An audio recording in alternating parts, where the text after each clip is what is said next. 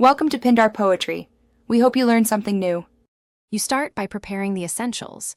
Make sure your phone has an active mobile data plan and decent signal. Once done, plug a standard data USB cable into the phone and laptop. Charging-only cables will fail.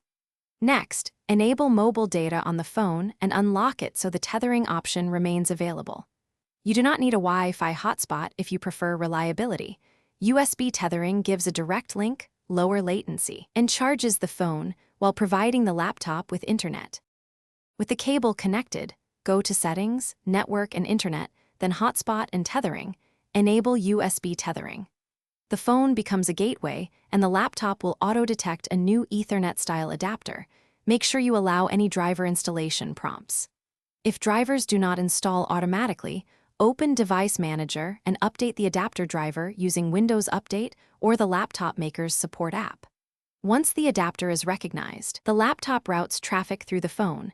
This is why USB tethering is more stable than wireless options.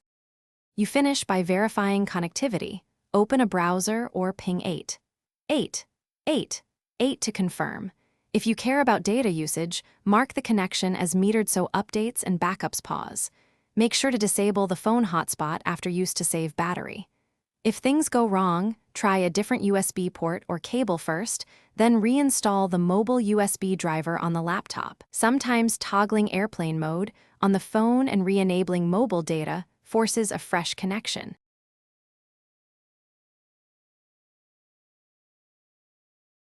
Thanks for watching.